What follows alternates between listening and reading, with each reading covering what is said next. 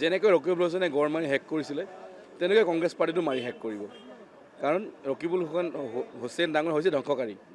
মোক আকৌ কাজিৰঙা ধ্বংস কৰিছিলে, গড় ধ্বংস ভাৰতীয় জনতা পাৰ্টীয়ে আহি সেই কাজিৰঙা গড় উদ্ধাৰ কৰিছে। তেনেকৈ কংগ্ৰেছ পাৰ্টি এতিয়া ৰকিবুল যিহেতু যে মানে ধ্বংসকাৰী ধ্বংস কৰিবই লাগিব কিবা এটা, সিটো মনে মনে বহি থাকিব নোৱাৰে। তাক গড় ধ্বংস কৰা ৰখি যোৱাৰ কাৰণে নিজৰ পাৰ্টি ধ্বংস কৰিব গৈ আছে। মই সেইকাৰণে ভাবোঁ যে ৰকিবুল মই আকৌ কওঁ, যেনেকৈ গড় ধ্বংস কৰিছে কাজিৰঙা ধ্বংস কৰিছিলে, এবাৰ কংগ্ৰেছ ধ্বংস কৰিব গৈ আছে। গৌৰৱ গগৈ নতুনকৈ আহিছে, গৌৰৱ গগৈ বুজি পোৱা নাই। গৌৰৱ গগৈতো এই পাকিস্তান তাকিস্তান বাহিৰত ঘূৰি ফুৰা মানুহ। গৌৰৱ গগৈ অসমত ইমান থকা নাছিল, তাক গৌৰৱ গগৈ ডাঙৰীয়াই অসমৰ ৰাজনীতি বেছি বুজি পোৱা নাই। সেইকাৰণে গৌৰৱ গগৈয়ে ৰকিবুল হুছেইনৰ ছাজেশ্যনবিলাক লয়, ধ্বংসকাৰী কি ধ্বংস কৰা ছাজেশ্যনে দিব। সেইকাৰণে ভাবোঁ যে দুয়োজনৰ প্ৰচেষ্টাত কংগ্ৰেছ পাৰ্টি ধ্বংস হ'ব গৈ আছে।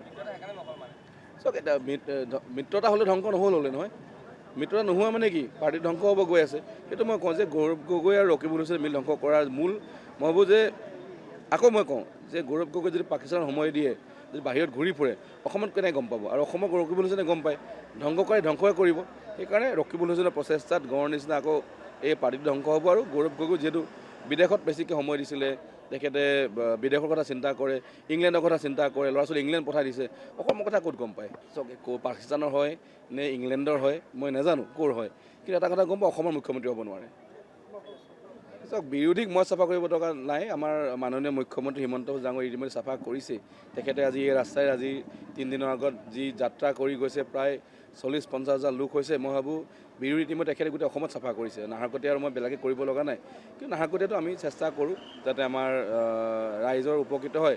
ইয়াত বিৰোধী বা দলীয় কথা মই নকওঁ, কিন্তু আমাৰ সদায় এটা প্ৰচেছ যাতে ৰাইজে ভাল পায়, আৰু যদি ৰাইজে ভাল পায় নিশ্চয় আমাক ভোট দিব, আমাক জয় কৰিব, ৰাইজৰ কাৰণে কাম কৰি গৈছে। নাহৰকটীয়াৰ চহৰৰ আশে পাশে 3-4টামান চেণ্ট মহল আছে, আৰু বালি মহল দৰকাৰী, এপ্ৰুভ চেণ্ট মহল, টেণ্ডাৰ্ড চেণ্ট মহল। কিন্তু আমি দেখা পাওঁ যেতিয়া সেই ডাম্পাৰবিলাক অহা যোৱা কৰে, বিভিন্ন সময়ত সৰু সুৰা গাড়ী চলে, চহৰখনৰ গোটেই ৰাস্তাবিলাকৰ প্ৰায় 40% ধূলি জমা ডাঙৰ এটা লেয়াৰ পৰি গৈছিলে। বিভিন্ন মানুহে আমাক অনুৰোধ কৰে ধূলি হ'লে অসুবিধা কষ্ট হয়, ধূলি হ'লে মানুহৰ স্বাস্থ্য বেয়া হয়, দেখাত পৰিষ্কাৰো নহয়। কিন্তু তাৰ চলিউশ্যন এনেকুৱা সৰু জেগাত মানুহে বিচাৰি পোৱা নাযায়, সদায় ঝাৰু মাৰিব নোৱাৰি।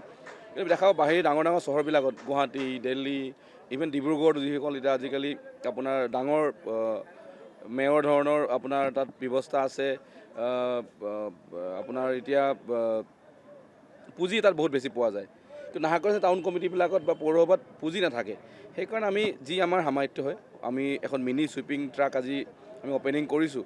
আৰু মিনি চুইপিং ট্ৰাকখন আমি চেষ্টা কৰোঁ নাহৰকটীয়া যিটো সৰু চহৰ, গোটেই চহৰখন আমি ধূলিখিনি নাইকিয়া কৰিব পাৰোঁ।